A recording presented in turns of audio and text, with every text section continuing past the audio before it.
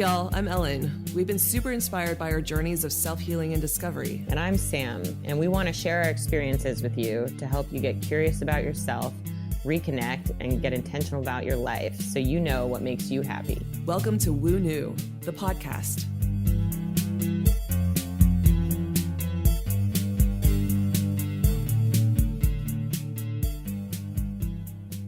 So we had this beautiful opportunity to talk to Hara Arayama almost about a month ago, maybe a little bit longer than a month ago.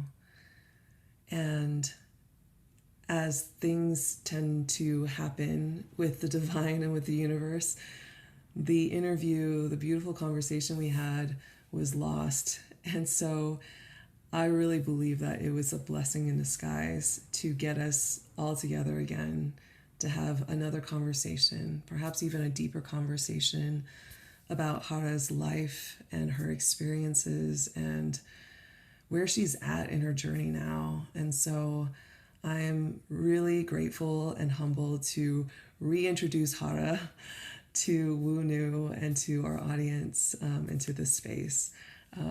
Thank you so much for joining us again and not giving us too much shit for losing the first episode.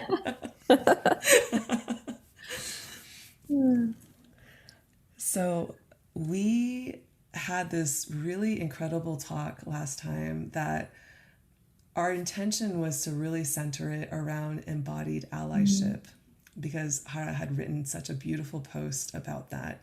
And then magically, I think the conversation ended up going into Hara's past as a sex worker. And from that point, it was just such an illuminating conversation, and one that when I left, when we hung up, I felt like, okay, there is something that I need to investigate within myself about my own sexuality, sensuality, my relationship to pleasure, and my relationship to my body. And I love that you call yourself a sensual embodiment coach. So before we get into the work that you're doing now, I would love to just kind of transport us back in time and hear about what you experienced in your life that has brought you to this moment.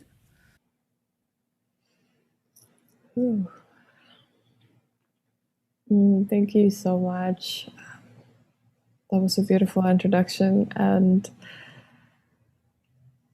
yeah, I'm really grateful that, everything has happened in the most divine way. And now we get to come together again the second time. And I do trust that there was more to be seen, to be heard, and to be in conversation with, I guess.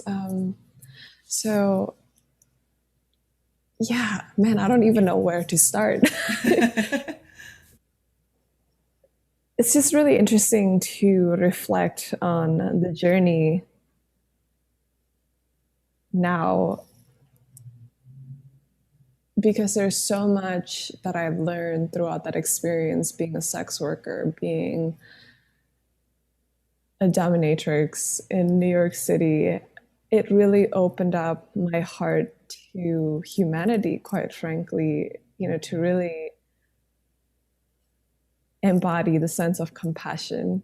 And this is actually, I guess, how our last conversation got intertwined with this when we spoke about embodied allyship, because to me, this experience as a sex worker has really taught me a lot around feeling things in my body and alchemizing through it from within. And it's sort of a journey that we get to embark on through truly trusting that we can trust the nonverbal wisdom that is within our body. And it really honestly sits around the feeling. And to me, it was also it has taught me so much around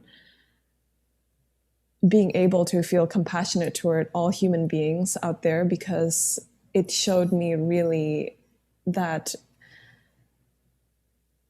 a lot of the men that came to see me, a lot of them they just wanted to be seen, to be heard, to be accepted for who they are fully. And this is where a lot of the core woundings, I feel, sits in the population that I saw at that time.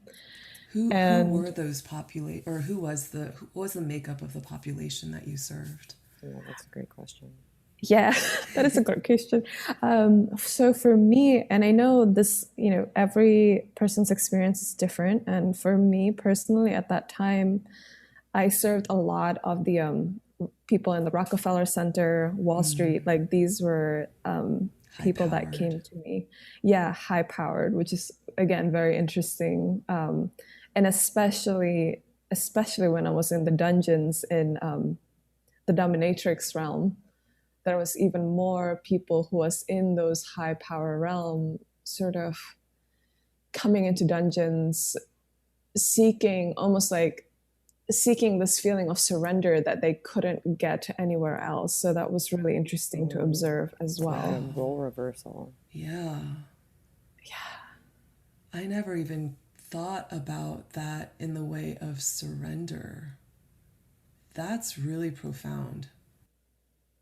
Yeah, I do feel that, a lot of us, and I spoke about this in within a group of crypto traders recently. I don't know how we got into this conversation, but it was basically around, I really have been through this place where I didn't trust the masculine figure, right? The assigned male at birth with the lingam, because part of it, yes, it was my history of sex work. And also at the same time, that window through going through the sex work had really allowed me to discover their struggles and their woundings from a perspective that I probably would have never received if I didn't go through that experience. And yeah, feel free to ask me like questions around this, because sometimes I get a little bit on the spiral, but it was humbling, because through that experience, I realized it wasn't about solely the act, right? Like, sure, it's having sex or whatever it is, but it was almost like, again, what they were seeking, it was like this heart openness of being received fully without any judgments, without any sort of demands. And that sort of led into greater compassion within me that really understood sort of like, wow, what is it like to be a little boy, and then being put upon these things of having to be a certain way, like you have to be tough, you can't show your emotions, and you have to be the breadwinner, maybe be the doctor, continue the family legacy, and sort of like this perpetuation on the algorithmic existence, which really we've all been given since birth, if you think about it, right? As soon as you're assigned male or female, you immediately have these roles upon roles that is just put on your plate. And this actually goes so deep as well, like the birthing experience and the gender assignment, and just it, to me,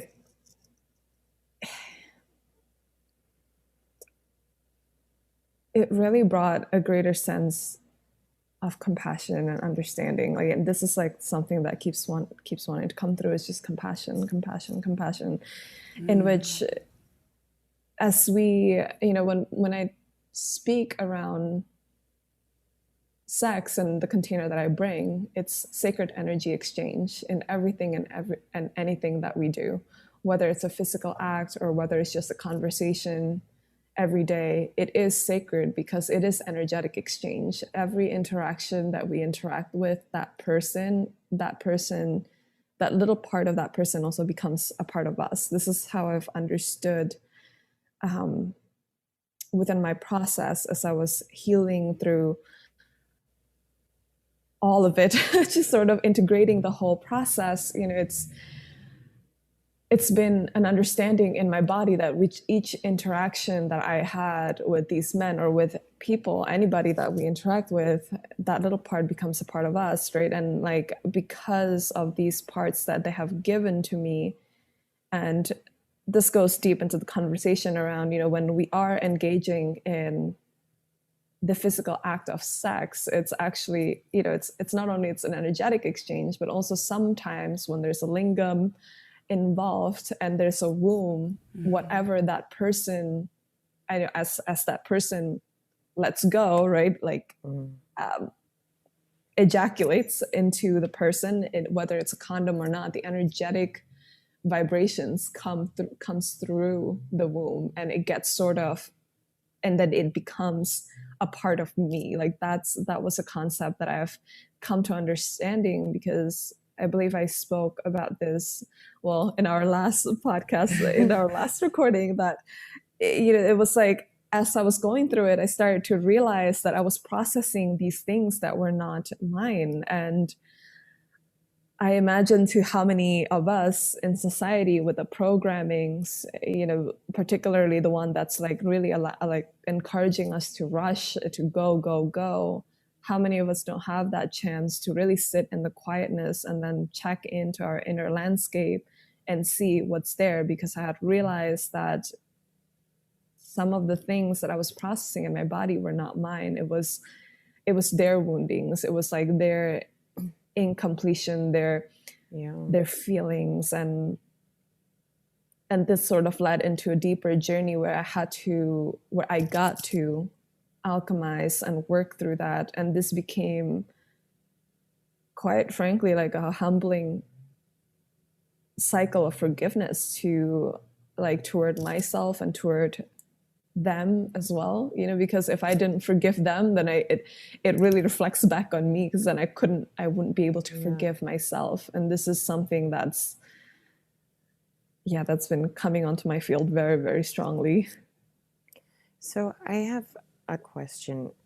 I would love to know, like, when you first got into this work, was that your perspective, and what led you to this work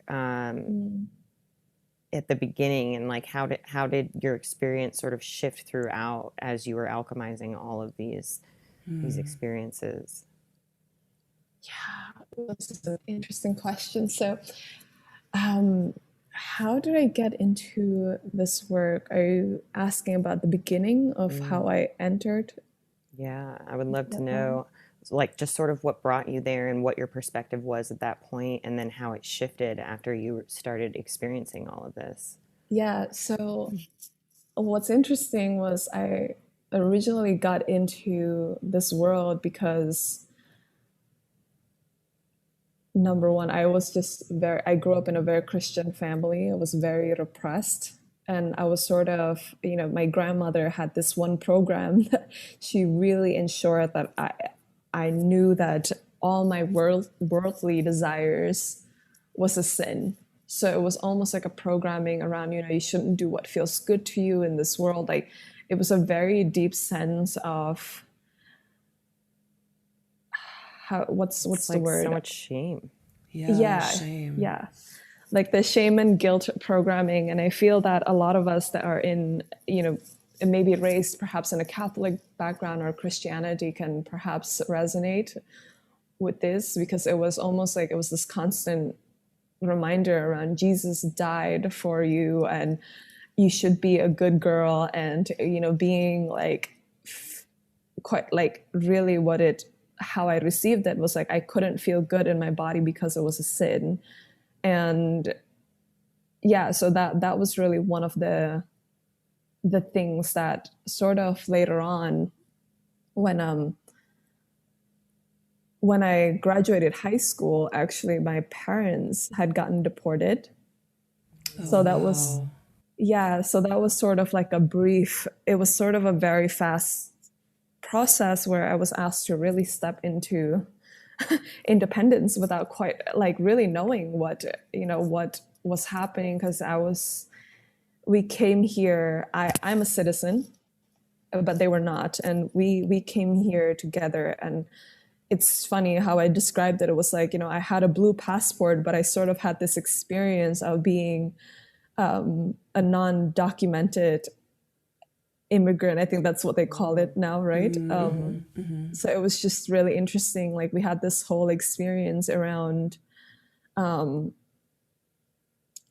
we were promised that if we if we gave money, I don't know exactly what the amount was that my parents had given to them. If we gave them money, they would get us jobs, they would get us set up, they would help us with our papers. And of course, the guy picked us up in JFK airport.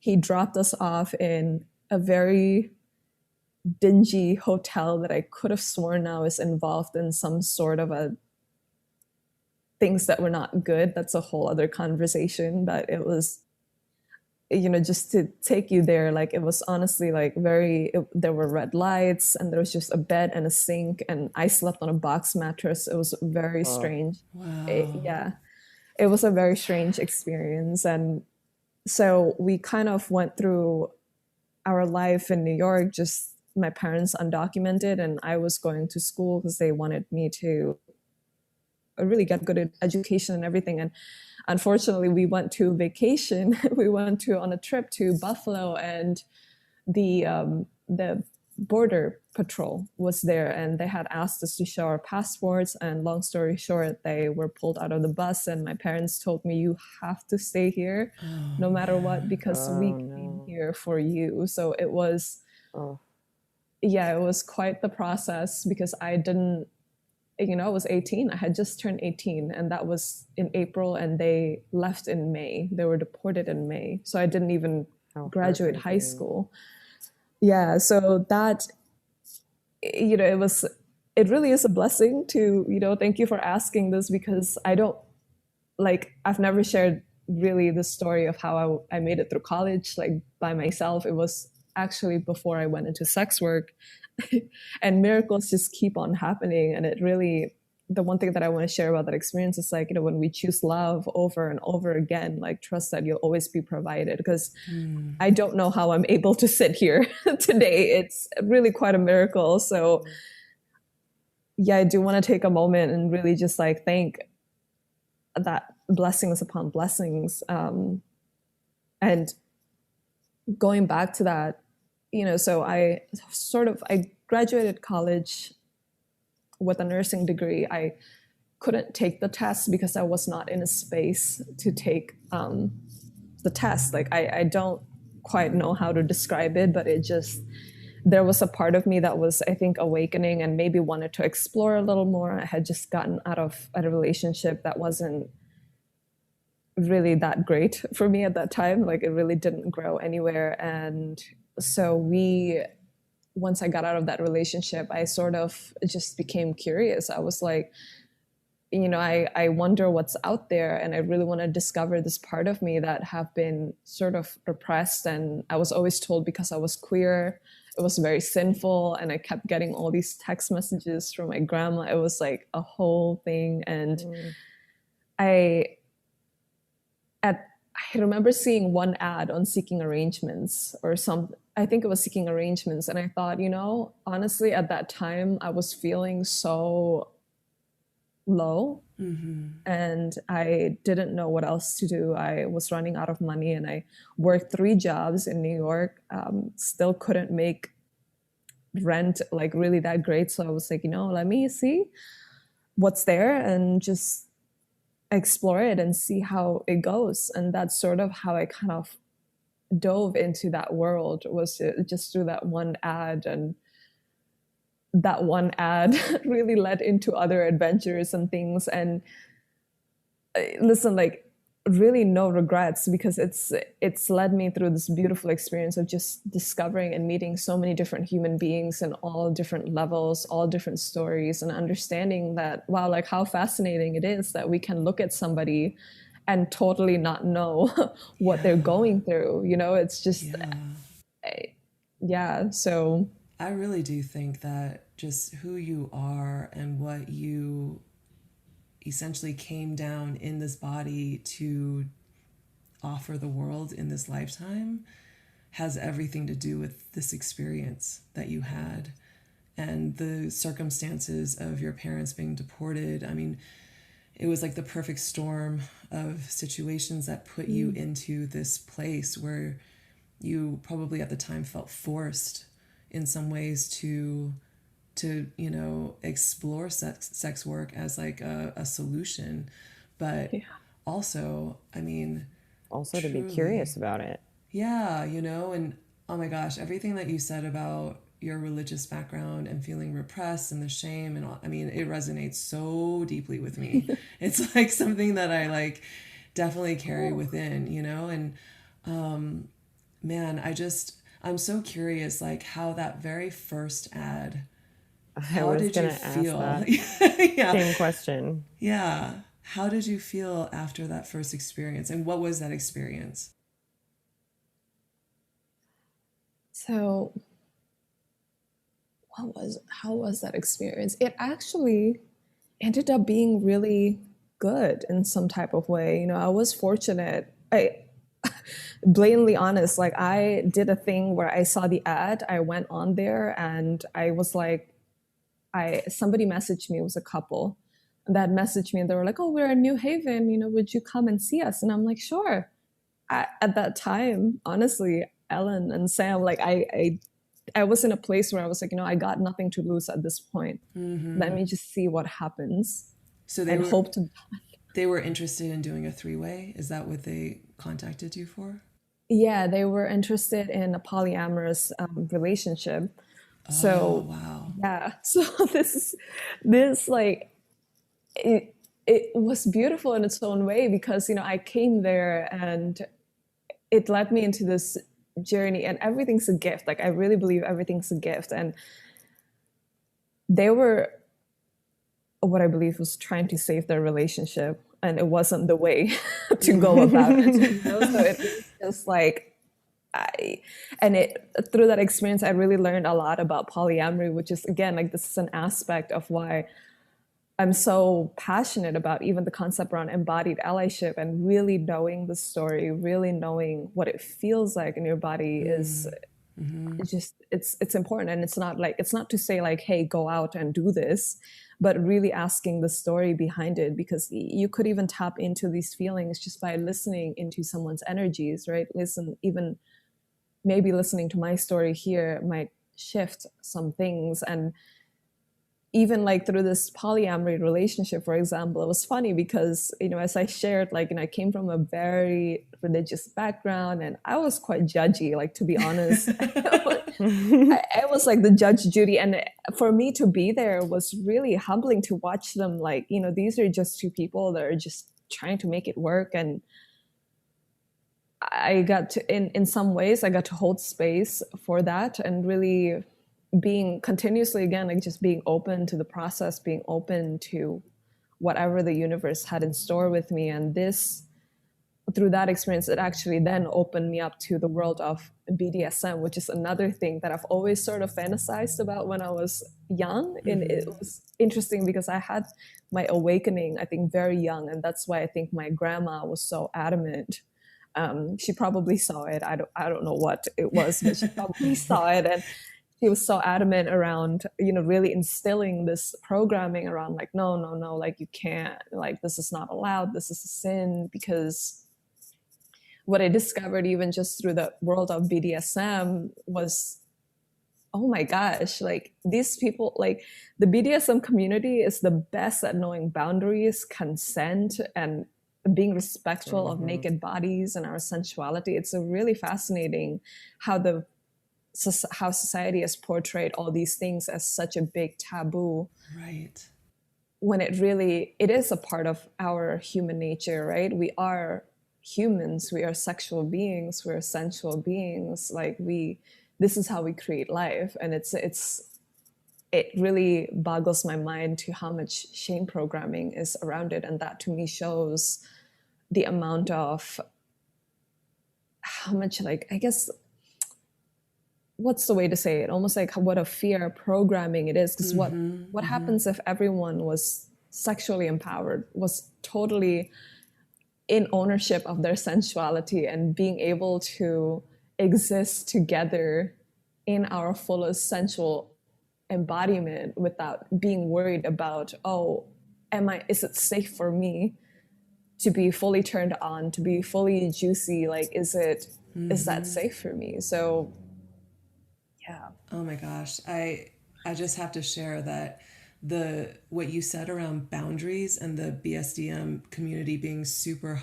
vigilant and hyper like aware and honoring of the boundaries. I had a friend, we actually had, it was like a group of us that met one afternoon, and these are women that I had worked with and, in the past in different digital agencies. And we have this tradition of coming together once a year to just, catch up. And during this one conversation or this one lunch, there was a woman in the group that had completely just transformed, herself in the last probably couple of years since we had seen her, lost a lot of weight, was working with different therapists, and just came into her own, into this very, very beautiful and healthy place in her life where she was very vibrant and feeling very alive and just really taking ownership of her life, and her health, and she was now in exploring polyamory. She was basically calling it conscious, I forgot the name of it. Conscious open relationships, I think is what she was calling it, or safe, responsible open relationships. And she was describing the dungeons that she would go to, I think in San Francisco, I would say, and offering to take all of us. And I was so curious because she was talking about how safe it was and how loving and kind, and everybody just like wants everybody else to just, feel good and have a good time. It's not this lascivious or dirty or like, kind of grimy sort of like selfish kind of place. It sounded very, very selfless, where everybody, I think that she was describing her first time at a dungeon. And I don't even remember the name of these like different like contraptions and stuff like that. But, having people offer to show her how things worked and, and not in, again, like a assaulting or, like a pushy sort of way. It was real. It was invitation after invitation, but very open-hearted sort of invitations. Yes. And when I heard that story, I was like, wow, I never considered that, you know what I mean? And like how, I don't know, to me, almost kind of ironic that a community like BSDM that has such a stigma about it would be the most open and the most safe almost, and the most like inviting of communities. I just thought it was really beautiful. Yeah, it's almost like they have this deeper shared connection of just mutual respect of like just reflecting authenticity in this like one safe space, because they all know they come, they all go there essentially just to be seen. Yeah. And held. And oh man, I just, like, you're totally opening my eyes up to so much right now.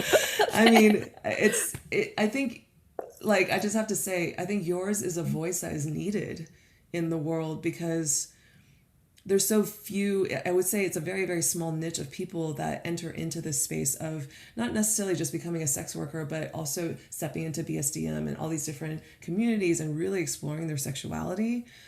Because there's so much fear, as you said, there's so much fear around all of this. And, we have been very programmed as a society to be very judgy and be very like, ugh, that's not for me, or ugh, those people are weird, or ugh, like, and so I appreciate this conversation so much already because of how compassionate and open you are showing us that we can be when it comes to things that we don't understand. Yeah, thank you for that. Yeah, I think it is interesting to just witness how the society receives like these different programs. And I like to say, like, we're all channels, so whose channel are you tuning into is really like a big thing for me. And it's interesting. So this is what wants to come through right now. It's like, I think, Sam, you asked me about how my process have kind of shifted throughout the journey. And one of the things that I began to notice was, as I was diving deeper into the BDSM world and even sex work, like, to me, it was also a lifestyle as well at that time. And this is like when I was really in a space where I just knew I had to release all the judgments that I had upon myself to explore my own sensuality, my own sexuality. And the one thing that became clear to me was actually this is sex work, and the lifestyle of BDSM and polyamory has made me so aware of people's energetics that it became almost like a ritualistic act every time we engage in an interaction, because it is such a sacred container where it is clearly, especially when it comes to the BDSM world, I love this so much because we're taught so there's so much code sharing around fully respecting someone's body and like asking for permission, asking for like, hey, is it okay if I touch you here? What's okay and what's not okay. And it's really teaching us quite honestly, it teaches us the practice of the sacred yes and no, which I feel that a lot of us in society are taught to. You got to be a good girl and say yes to everything. Like, you want to be that bodhisattva and you want to save everybody else kind of thing. So it's, yeah. And I think Ellen, you posted something about this, right? About yes, this is like totally speaking to my heart right now. Yeah. So it's just interesting that, to really witness that society tries to drive us away from practices that could actually empower the creative energies that are inside of us. Because quite frankly, I speak about this also, in our society, when we see people burnt out, to me, it's like, this is still witch burning. We haven't stopped. It's just now they look glorified in cubicles. They're glorified as heroes, like the doctors and the nurses, which I really went through that as well. Like, there was this concept of burnout heroism that is deeply instilled in our consciousness. Like, oh, it's like, we don't take breaks. We don't pee. And to me, it's like, wow, each and every time we deny our body's desire to rest, it's like this thin sliver of instilling trauma to our nervous system over and over and over again. And for me, it's just, wow, like this gets to change. Yeah, you're so right. It's like death by 1,000 cuts. It really is. And I mean, you're like guiding me to flash back into the days where I was at the agency and jumping from meeting to meeting and not being able to pee or stop or eat. Oh my God, I remember that. Yeah. And it's like every single time, like I was frustrated because I literally was like, I just need 5 minutes to go to the bathroom, and I would like pee as fast as I could, like forcing the liquid out of my body. You know what I mean? Like it was like this, like, what was the rush? I don't even understand. But the way you put it just now, oh my gosh, it is the denial of your body and its needs, the denial of the importance of your body. And that's exactly, it was like I was sending the signal to my body over and over again. You're not important. Like you're secondary to everything else. And it's such deep conditioning too, because like I remember when that was happening, it would be like something would come up and I'd say, oh, I just like, I have to go pee. I have not had a break in like 5 hours and I've been sitting in this conference room. And like inevitably somebody would turn around and then tell you about how much they were denying their bodies and how hard they were. Almost like a trophy thing, right? Like a bragging rights kind of thing. Yeah. And like each time that happens, you're like conditioned to do it more because you're like, well, I guess everybody's doing it, but I feel like shit. I guess I'm going to ignore that. Okay, bye. Yeah. And then just like tying that back to, again, our sexuality and our sensuality, not just denying our bodies the needs that they have, that our bodies are wanting from just pure sort of biological necessities, but also denying our body's needs to receive pleasure and to be open to it and to feel good. Like it just sounds so, like when you say it out loud like that, it's so obvious. You know what I mean? And yet I think to your earlier point, the programming is so damn deep that you're just operating on autopilot, believing that you don't really deserve to feel good. Yeah. Oh, yeah, that's deep. It really is. And it's funny because when we speak about this subject, I notice like it kind of goes everywhere. Yeah. but it's also, it's also this invitation it really is like, it's not separate. No. Everything is intertwined. And the one thing that really gets me is like, as you both were speaking also, like, yeah, our creative energies and is also our sexual energy. It's the same thing, right? It's all in our sacral chakra. It's the same I was energetic just gonna say, signature. yeah, it's all the same chakra. Yeah, so it's like, it's almost this programming, like when we're taught to deny our bodies, like at work, like, oh, you're not supposed to pee, you're da da da. And think about how that shifts to the bedroom, coming from that state of programming. So this is something that I've really invited people to like really, and this is something that's dear to me, is like, I literally remind people almost daily on my Instagram feed to like really breathe, slow down, feel into it, and then root down and then expand from there. Can I Because ask you? Oh, sorry, go ahead. go ahead, go ahead. Well, I'm so curious, like where my mind's going to when you're saying like slow down, breathe, feel into it. I can't help but make this correlation to like the inability for most women to actually achieve orgasm and a lot of women who may never have ever experienced an orgasm before. And I'm curious what your thoughts are on that and like how it's connected. Yeah. Oh God, yeah.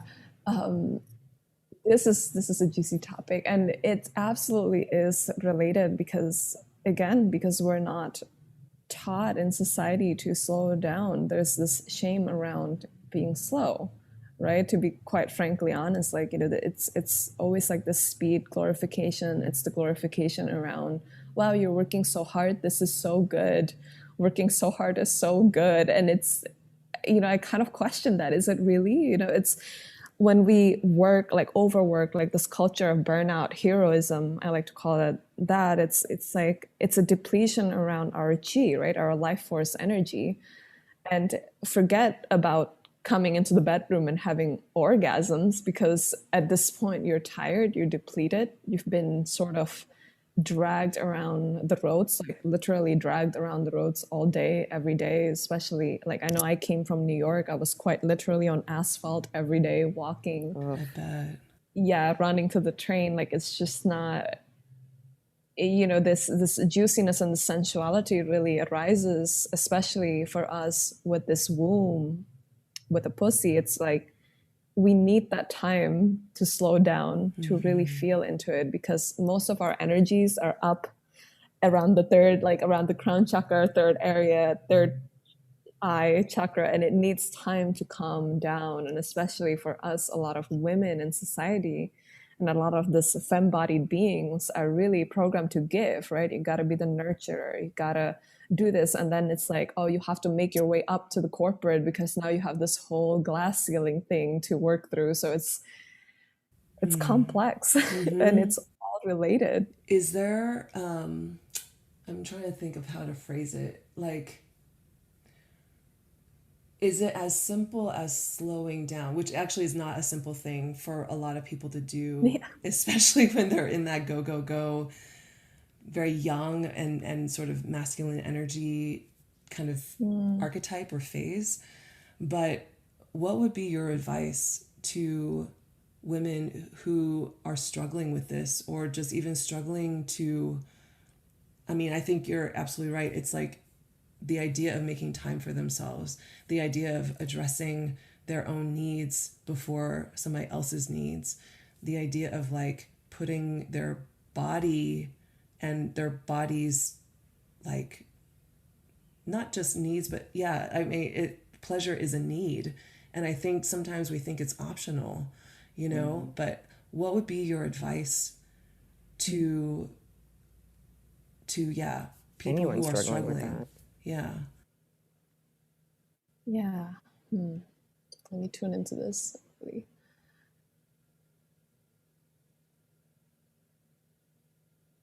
It is really the art of trusting ourselves, like our bodies, it's really healing the relationships that we have with our bodies. And also something that I've been offering to people who feel called to journeying into the pleasure embodiment and sensuality is trusting that we are free of constructs of time and space when we decided to be, and when we are tuned into our hearts. You know, and this may be mumbo jumbo and it may not make sense right now, but like believe that it's like we have the power to very much slow down time just by cultivating that art of breath. It really is that simple. And it's just honoring your process, allowing whatever comes up to come up. And it's like you said, you know, it's not, it sounds so simple, and it's complex at the same time, because we are multidimensional. You know, we are multidimensional creatures. And as we go through this journey, like even in my container, Sacred Seductrix, like we're going to go through pleasure practices. We're going to take that, really alchemize that shame element into allowing yourself to feel and receive yourself in that state of pleasure.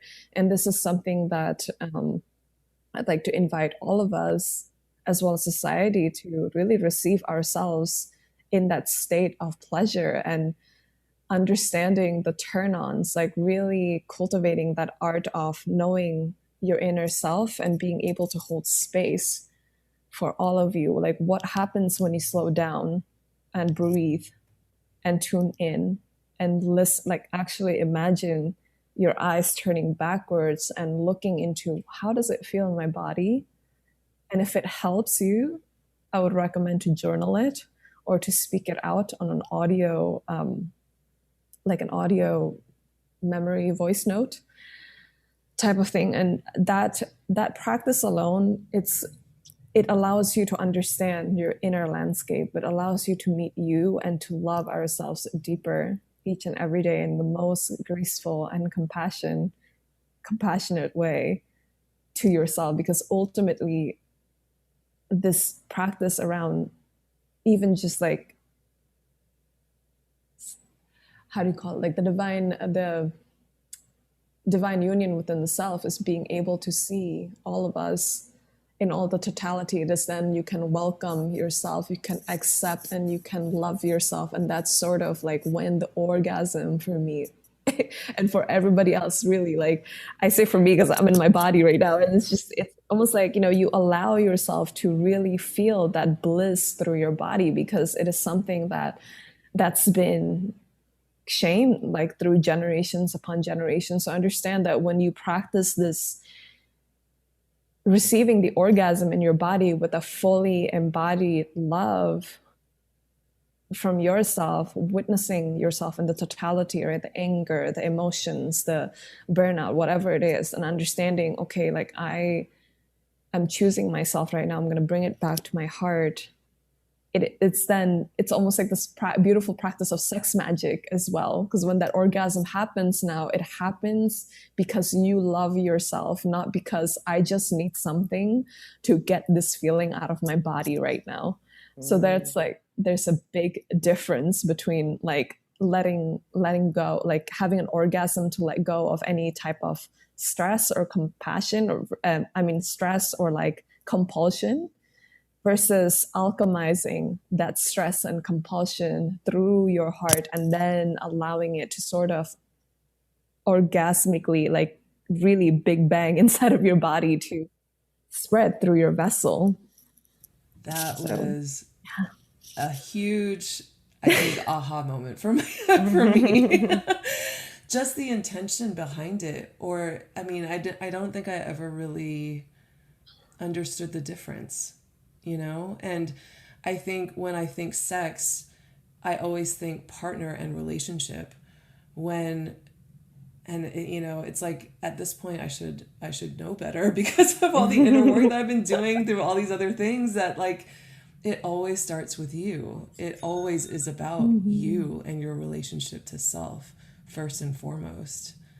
So it's like, even going back to my orgasm question, it really is about, it's your connection to your own self. Yeah, it's the art of self-intimacy. It really starts there. So potent and powerful, and oftentimes we don't give enough credit to that practice of just it literally is just as simple as, especially when we feel triggered or we feel certain things are happening and we don't quite understand. It is like this deeper invitation. Okay, stop, slow down, let go the fact that, oh, I only have 5 minutes to do this. Because I've also played around with this concept even as a nurse in the ICU, where, you know, when somebody's coding and they're like, we're losing the heartbeat, and then everybody kind of panics. And what is the one thing they've always taught us? To breathe and slow down and believe that that split second actually won't cost the life, but it will actually allow you to possibly now save that life, because now you can act from a place of fullness and from being connected to source. That really is what it is, like the slowing down, the breathing. And I love the grounding exercise that you lead us into, Ellen, as well, you know, is grounding into this golden cord, into source. It's almost like, yeah, it can really happen within a second if we allow it to, if we really trust. You know, it's part of my deepest teaching is through the Egyptian lineage of sex magic. And one of the things that they always have shared with us is the fact that it's whole time, whole being. There's always more than enough time for you to be yourself. And when you are being yourself, time construct all of a sudden just dissipates, and it's always divine timing, and it always just works out as divinely meant to be. That is so powerful. It is. Yeah.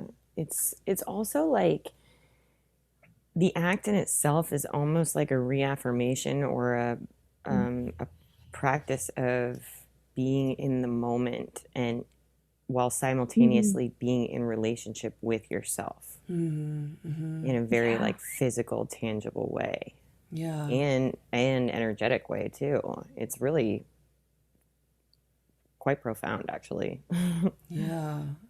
I'm learning so much right now. Can you tell us a little bit about your Sacred Seductress program? You kind of touched on it a little bit, but I'm curious, like, what are some of the exercises and the practices that you guide your clients through, or that you will be? Yeah. Yeah. So, I love how Sam put it. It's almost like this practice around connecting with thyself, like energetically, physically, in all the ways. And this sort of like, this really is sort of the experience with Sacred Seductrix. And I called it that. And once I didn't call it that, Spirit wanted me to call it that. It's been something that's wanting to be birthed, you know, for quite some time. Again, it's really interesting to see when it births. And this container that is coming up is going to show you how to connect deeply with yourself in all totality, no matter what it looks like inside. It's going to show you how to hold space.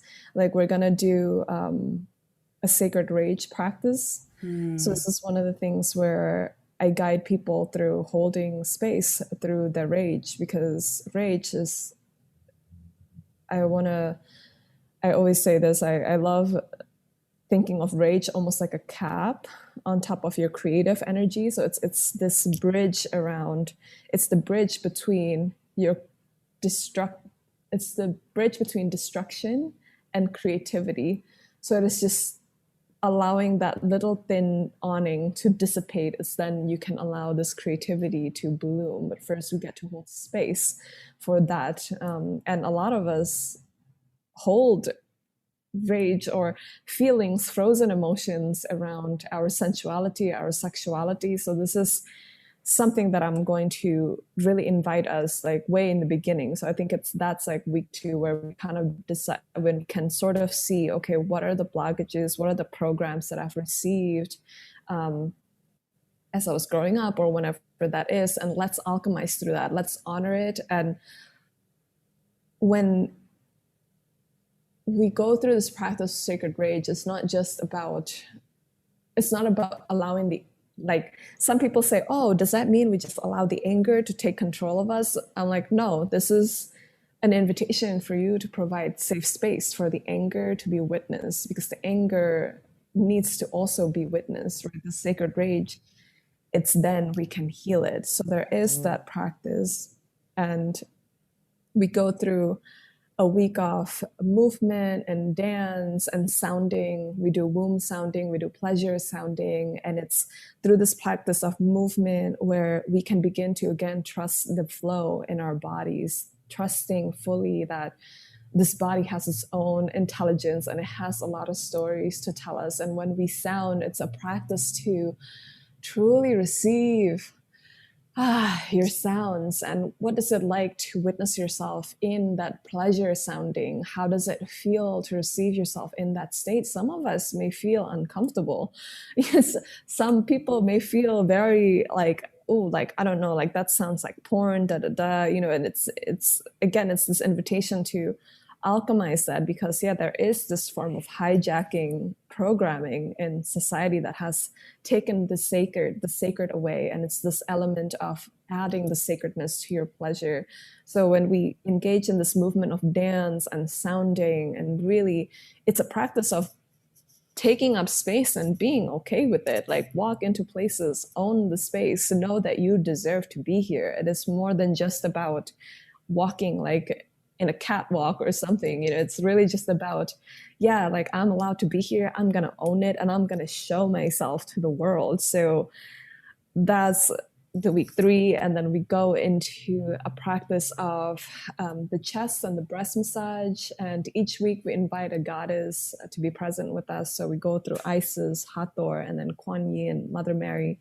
And this practice around the breast massage is, again, dedicated to opening up our heart space, trusting that your heart is the extensions of your hands are the extensions of your heart, so that everything you create turns to gold. And it's really, and with the codes around the chest and the breast massage too, we get to alchemize codependency codes. Like, that's super powerful, because a lot of us tend to hold it in our chest. It's almost like this constant nursing everybody. And this act of cleansing, and alchemizing and offering it back to source. And we'll do the womb massage. And really, like, when we do the release practices, it's this practice around offering what is to be released as compost to the earth. It's nourishing.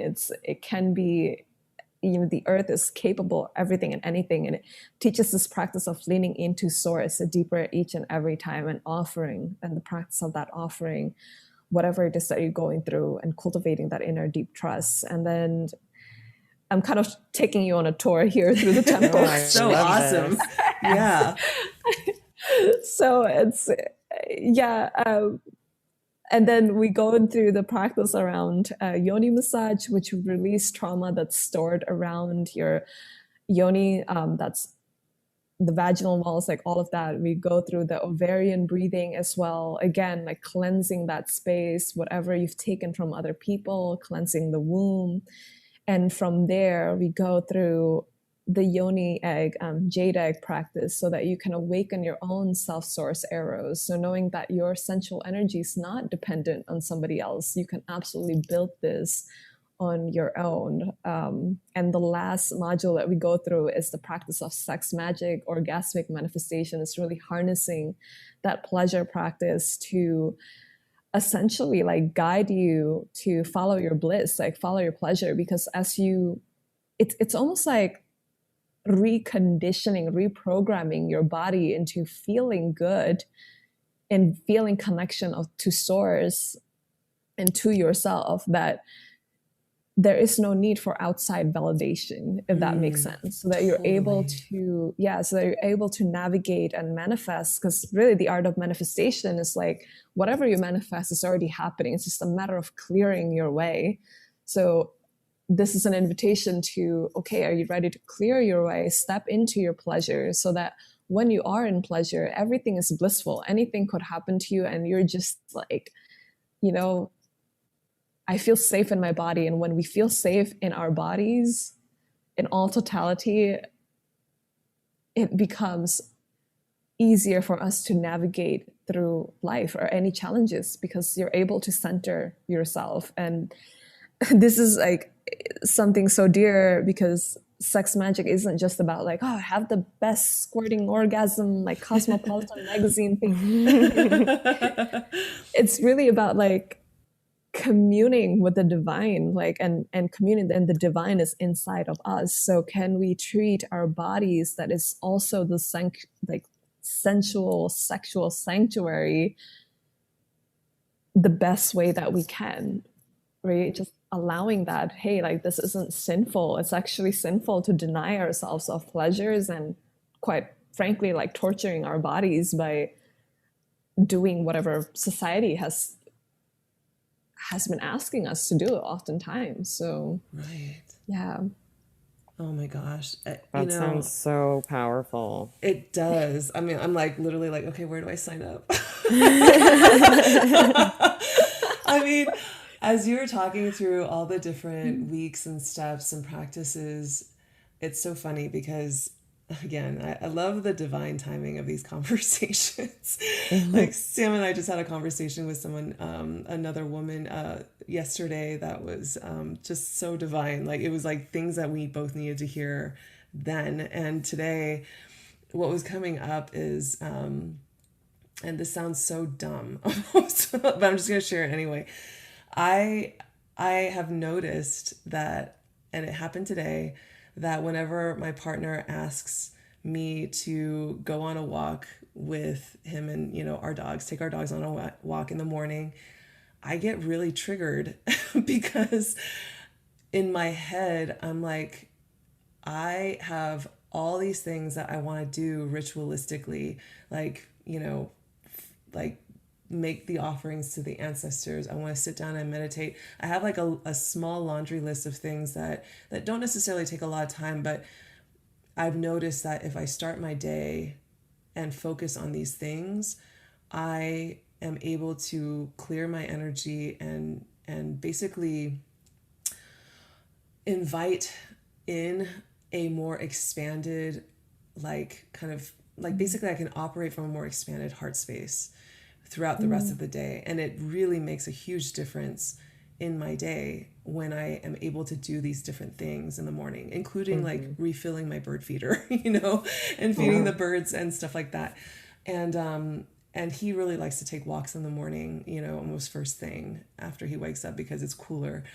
And so every time he asks me, I feel triggered because I feel like he's rushing me. I feel like I am he's not asking me to sacrifice my rituals, but in essence, I almost kind of jump to that. Like, I feel like I'm having to put all my shit behind this walk, and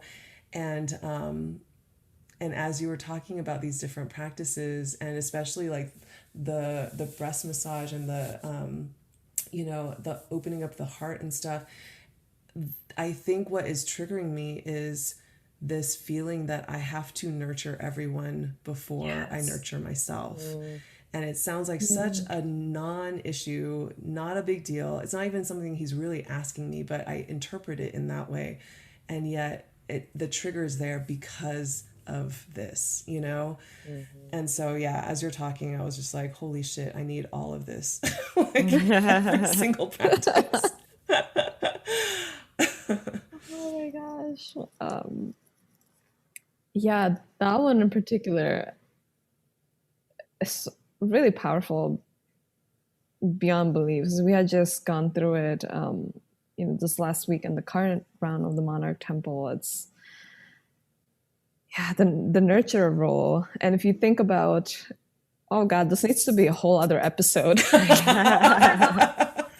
Because if you think about even breast milk, right? Like the nurturer role, like there was this conversation that I had with my mom recently. Hey, when did you stop breastfeeding me?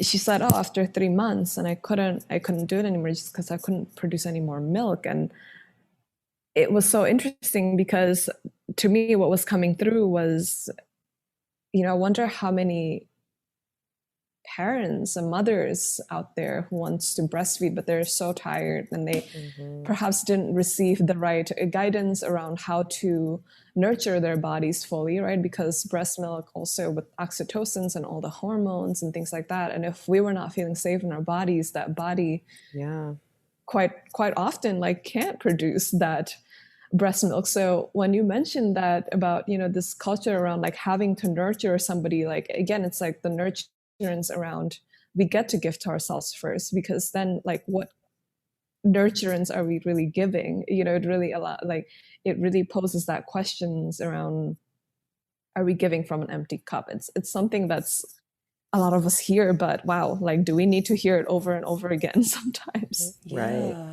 And we need to experience it over and over again. You know, it's like those little rituals of showing up for yourself and taking care of yourself and nourishing your body and nourishing what makes you feel good. And it's like those are sacred moments, and they seem like they don't matter, and they're often easy to sort of just brush off or put to the side when you get busy or you get stressed. But like those are the sacred moments of showing up for yourself that really change that subconscious programming. And that's how you get to the place, Ellen, where you, like your friend was in, where she was just like literally vibrant. Yeah. Yeah.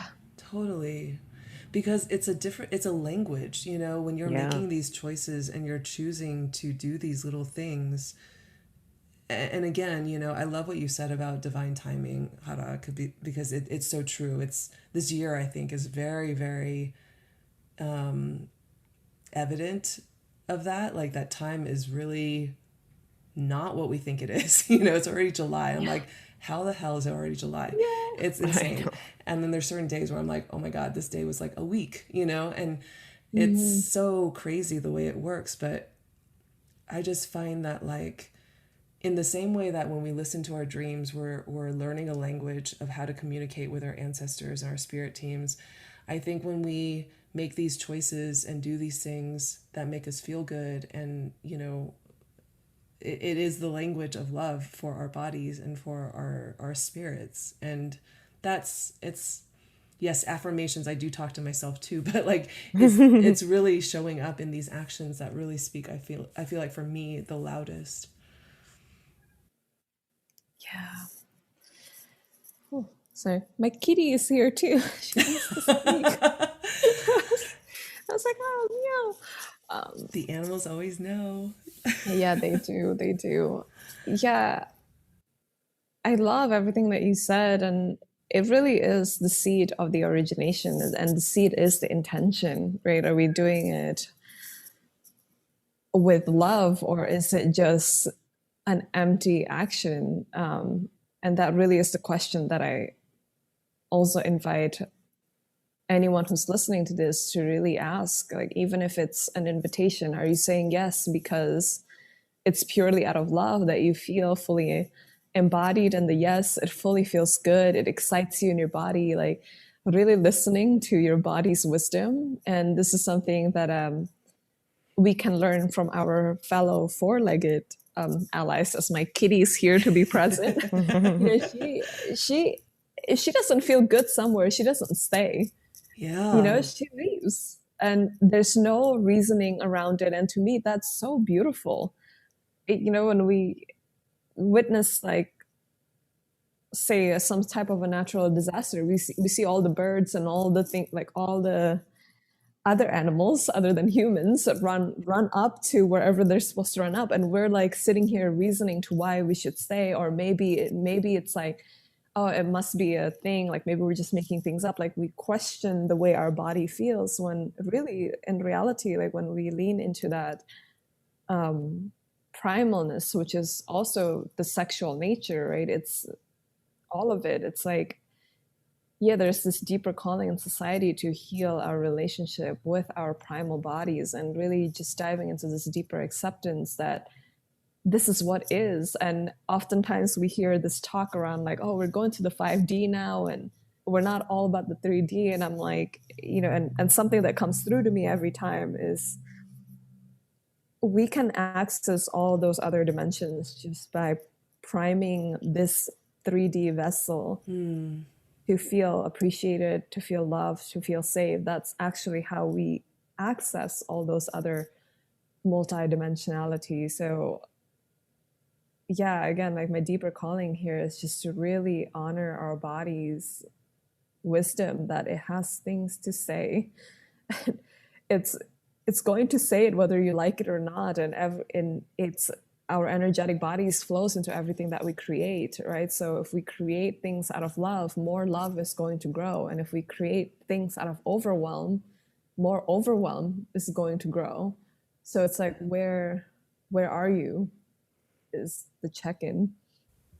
Man, I love that you brought up that 3D, 5D thing because, yeah, it's something that I've been listening and hearing from my teacher. And the way she articulated it, I had never heard before. And it was something that had been driving me crazy. And Sam's been hearing me like bitch about this a lot, but it's been driving me crazy, especially this year. Just the emphasis on ascension and like going up to the higher dimensions, being in the higher dimensions, leaving the old world behind, creating a new earth, all that stuff. And I don't knock it. Like, I do believe that there is truth there, but it's, to me, I feel like there is such an emphasis, and this is by way of my Reiki teacher right now. There's such an emphasis placed on the upper chakras and the higher dimensions, and sort of reaching upward versus being embodied and in our body, and it's really through the vessel, through this container, that we actually can achieve that wholeness and that sense of I don't know, like ascended state of being that I think so many people are chasing after.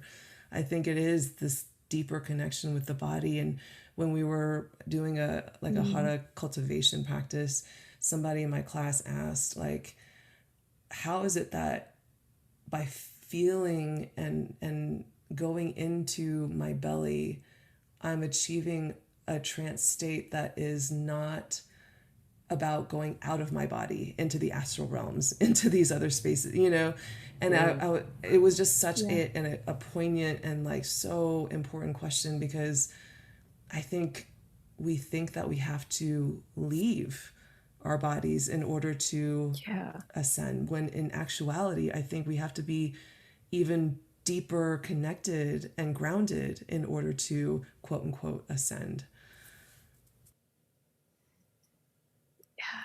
Oh, this is so interesting. So something that just came through to me, it's like, well, we all are going to leave our bodies eventually, right? This is when we transition to, so it's just, to me, it's like, I'm curious as to where that program around having to leave our bodies to transcendent originates from. Is it from fear or is it from love? That's something that just came through. That's a good question. Right now. Yeah, because to me, it's like, it's sometimes leaning in can be the scariest thing that we can do because we're not taught to do that, right? Because if we think about religious programming as well, the mainstream Christianity is about like worshiping something that is outside of us, which is something really interesting to me, because as I dove into the Magdalene mysteries, it's taught, and these are like chapters around in the Bible that were missing, like Gospels of Thecla, Thunder of Perfect Mind, the Magdalene Gospels, and they label it Gnostic, and that it was deemed inaccurate, by Constantine in 400 AD, and it was actually like chapters upon chapters that really state the inner divinity sits within us, from knowing that we are literally created in the image of God, means that we are all fragments of God. So it's, no matter where you are at, trusting that your journey is just so divine in its own way of unfolding, and really almost listening in to the body, because the body does store those little codings, the little experiences, whatever it is that your role is into this world, right? I love when I find teachers that teach from their body for this reason, because everyone can study Tantra or everyone can be a Reiki practitioner, but it's the vessel that makes the difference, that makes it, wow, like these are the codes. This is what I'm receiving from this being. And this is one of the reasons, like really my deep intention of the Monarch Temple is really showing people that your teacher is not me. Like your teacher is the body is your teacher, and I'm just here to kind of give you cues around, hey, check in here. What about we check in with your shoulder and see what's there, because it's this almost like, you know, you mentioning about like transcendence. There is this culture around transcending equals leaving out of our body. I was like, well, yeah, we're all going to get to do that at one point. So it's an invitation, like, yeah, go inward. And the womb spiral, like, I love that you root us into the womb breathing, because the womb to me is how we connect with the cosmic womb and the earth's womb, right? It's just two forces that created us. And the womb is the void, it's the space, it's the darkness. And a lot of us don't like space. And I always remind people, hey, like, remember how our galaxy is created? Yeah, like it's the Big Bang. And it's this pure, it's like, can we shift that space, that darkness that is inside our bodies, as because we are 99.9% space. It's like, can we shift this existence around fear of the unknown to maybe embodying this concept of pure potentiality, that perhaps in this space now I can create everything and anything that I want. Yes. And witness it fully. Yeah. I love exactly how you put that, the space of potentiality. It's the receiving, the yin, the, you know, that yet to be manifested space. And I find that is so profound, to be able to fully like integrate that wisdom, because that's the key to everything. I think we're so focused on the doing and the yang and the space filling, so that when we're filling all this stuff, like filling our spaces with all this stuff, including our minds, including, you know, like there is no room for that potential. So nothing gets created, you know, it's like there's no, you need the dark space. You need that open area to be able to become. Man, I'm loving this conversation so much. We always like to end this way, but what is that one piece of wisdom that you really stand by? And I feel like this entire conversation has been jam-packed. I know. With stuff. I was like, how are we going to pick just one quote? I know. Oh my gosh. Let me see. If I have to just pick just one.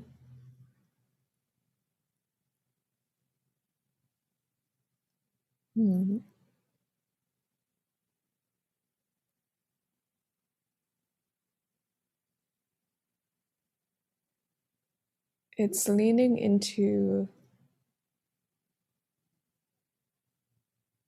this wisdom that we are free from constructs of time and space, and that we are pure potentiality as we follow the pleasure, because that's how we connect to source, and trusting that fully. Yeah. Follow the pleasure and release the pressure. I love that. That needs to be my bumper sticker. So good. I know. Oh my God. Thank you so much, Hara. This was such a beautiful conversation. I mean, I loved our first one. I think this one was exactly, this is why we're here. I think this conversation is exactly why we're here. Oh, thank you so much. Yeah, it was a pleasure being here, and thank you for asking me to come back on. This is really just so divine. Thank you so much. I enjoyed this so much. How can people find you, and how can people sign up for the Sacred Seductrix program? Yeah. Well, yeah, you can find me through my website. It's www.themonarchtemple.com. Instagram is @i.m.hara. And you can sign up for the program. There's applications on my bio via Instagram, and it's also on my website as well. You fill out the application so that, and if you do feel called to filling this in, I invite everybody to really drop down into your heart and your womb and write from your body, as each temple prompt is really created there for you to gain clarity in your most embodied yes. So really, really take that moment to slow down, ground in, and make every move intentional, so that you can fully come into this blissful yes as you go into the journey. Yeah. Amazing. Thank you so much. Yes, this was magical. Full transparency, I was kind of glad we lost the first one because I was so excited to talk about it again. I know, me too. So thank you. This was really amazing, especially the second time around. Oh, I love you both so much. Thank you. This is amazing. Love you too.